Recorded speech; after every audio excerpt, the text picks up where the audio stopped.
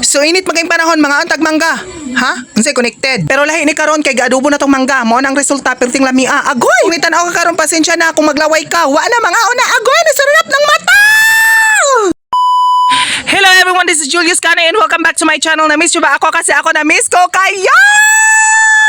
So for today's video guys, nag-crave man tagmangga o mga tagmangga. Aw lahi ba diri basta mag-crave tagmangga maalan na yung tagmuntis. Ay, na may mga bata din na agi kay ng buntagi kan sila babaw ng og mangga so nangay ko gamay and I thought nga buak liso pa ni siya pero dili naman di ay kay mga gulang na. Sa mga niagi na ko nga mga vlog napansin man ako nga puro sila ko nagahimog tamis so karon magpaparat og magpaaslom na pudta. As you can see, guwang na gyud siya, dili na gyud siya buak liso. Para sa ako mas lamig gyud tong buak liso kay tagubtob og crispy siya kanon but wala tay choice kay pinangayo raman nato ni alang-alang mamili pata, di ba? Murag baga-baga pod tagnaong gamay. Ato ana siyang gi-slice o ginagmay kay after ani ron ato ana ni siyang adobohon. Ay, over.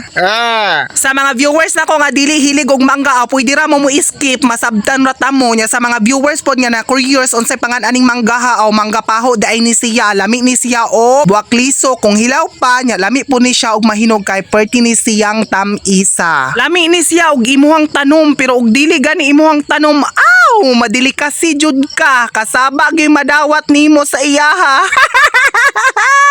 Like what I've said ganina kay ato man na siyang adubuhon mao to nag-slice ta og mga lamas na atay bumbay, na atay luya, ahos og kamatis. So first time nyo makit-an karon diri nga nag-adobo ta og mangga. Huy, over.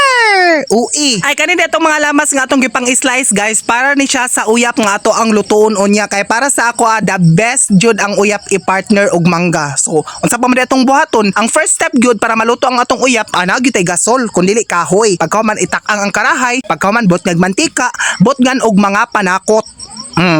Unya og bapago na pud yan ang panakot, ibutang dayon nimo ang uyap. Pagkahuman sa uyap, imo na siyang kutaw-kutawon kay para inigkaon nimo mulakat ang imong body sa imong bugan. Kidding aside, kay murag na curious na gyud mo nagtan-aw ani ako ang vlog ba kay first time niyo nakita nga giadobo ang mangga with uyap. If na mix na nimo ang uyap together with the lamas, i-next dayon nimo ang kamatis kay para magdagdag man na siya moist. And then after ihulog na nimo ang mangga kay para mura na siya adobo. Take note, wala na din ako nagipasiga ang gasol kay para dili pud maluto ang atong mangga no. Char gay na nga giadobo ang mangga. Kuan lang na siya para masagol og ma-mix na to diya ang mangga sa uyap. Mao gid ang best result. Pagkahuman i-shake and then pagkahuman after imuha na siyang haunon kay imuha naman ang kaunon. Mao na siya. Gibotang na nato na siya sa yahong. Additional lang nimo kung butangan nimo og suka, sili nya ako dili mo ko ganan gugalang nya tama na pud ni sa ako kay murag makatangtang na gyud siya og almorism kung butyan pa gyud nimo siya halang og aslom. And that's it. Miss Cynthia yarn. Try it. Let's try it. Ang lami siya.